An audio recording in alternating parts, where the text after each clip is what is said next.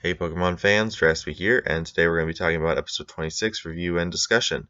So, for starters, let's go over how this was actually a really good episode. I liked it. It was very good. We had a lot of excellent battle scenes. We had good plot development with Team Flare. It wasn't the type of development we were expecting from the previews, but as usual with this XY&Z series, we get a lot of hype for one reason, and they surprise us in a way with something that we should be hyped for anyway, but just not in the same way, which has kind of been a pattern with them. So I guess it's a good way to maintain the hype, which applaud to them, but at the same time it prevents things from being very predictable. So, as far as the battle went, that was the main part. We won't get into that quite yet, because first we have to talk about Team Flare.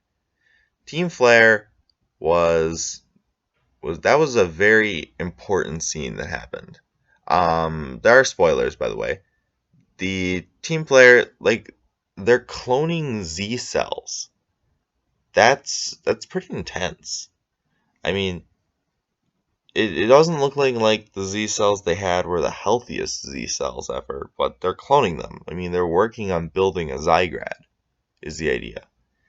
And that's, I guess the idea between keeping the Z cells separate was, we're not going to have to worry about any of those Zygrads anymore.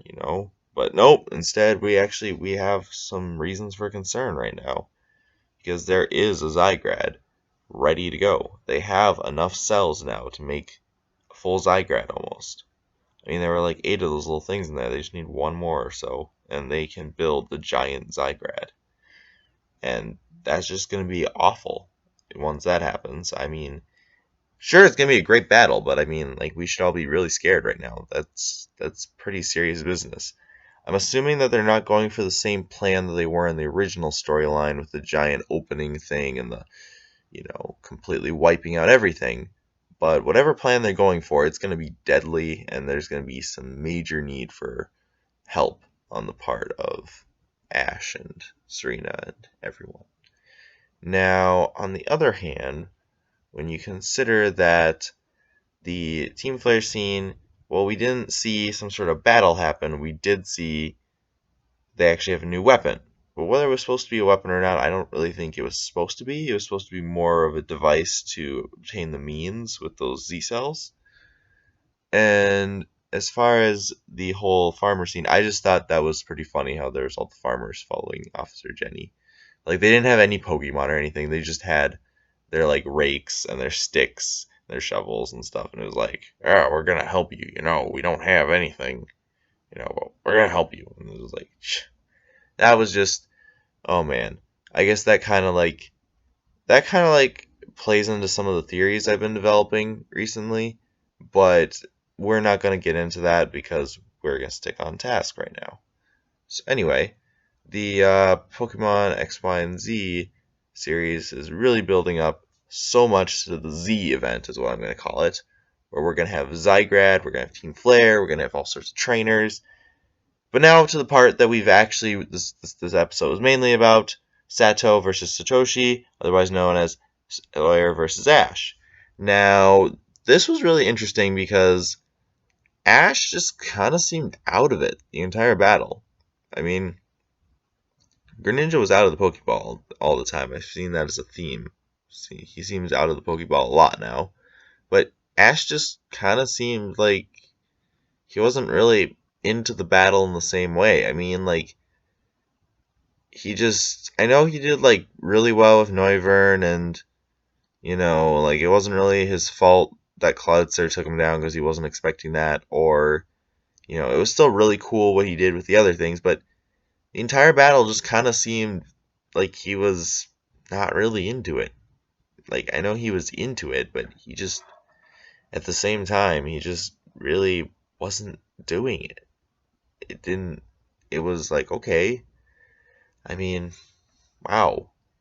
I kind of expected more.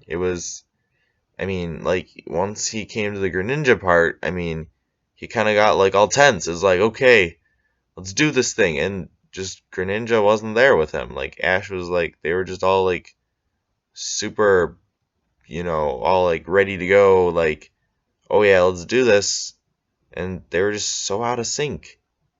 I don't know why. Like, Ash was trying to do it, and it was, oh man, I was like, I just, I didn't get it.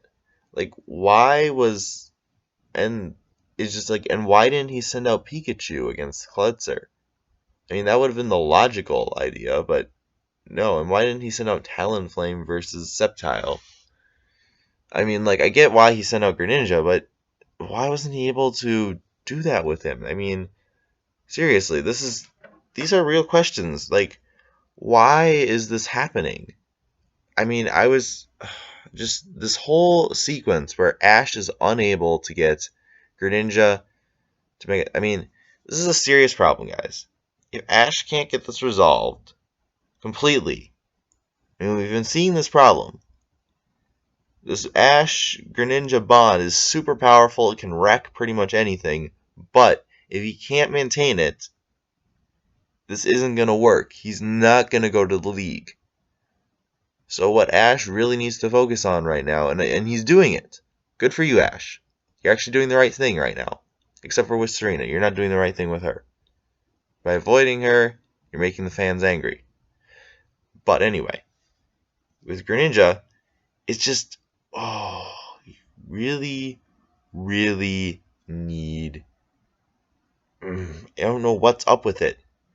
He almost needs to visit like some sort of specialist, like that Mega Evolution specialist again. Or he needs like some sort of mentor to talk to. Because I mean, he's just not getting it. I mean, I feel like we're getting the continuation reason right now. Like, we are starting to see the reason why we might continue into Sun and Moon. Why Ash might travel to the Sun and Moon region. Because he's just not in sync with Greninja. And they might be like, okay, Ash, you and Greninja need to go train somewhere else. How about the Aloha region? And he'd be like, okay, go there and train. Oh man, this could be the reason. If this is not either, because right now, either this Ash Greninja issue gets resolved, or it doesn't, and he goes to Aloha to fix it. Those are the only two possible outcomes right now. This episode confirms that Greninja will be the reason to go to Sun and Moon, or Ash is staying behind for Sun and Moon. Those are the only really two possible outcomes at this point. Anything else is an act of Arceus. So, let's just, yeah, or the Helix fossil, depending on which area you go by. The point is, oh man, we really, really need something to happen with Ash. Because otherwise, we're going to be heading out to Sun and Moon, and things are going to be interesting. Anyway, that's my thoughts, my opinions. Please feel free to disagree, to discuss with me. Leave a dislike. We can talk about it. Maybe you could then change it to a like. If you like it anyway, leave a like right now. And please subscribe if you want to see more of these. And if you have a way you want me to improve, do this. I will be getting a new mic possibly soon. One of my friends has one I might be able to borrow or purchase or something, and if not, I might be purchasing one anyway because I've had it pointed out to me that my mic sucks, and well, it's usable, it probably isn't. Anyway, that's update on that, and we're working towards 1,000 subscribers now. So anyway, please leave a like, comment, dislike, subscribe, and I will see you later.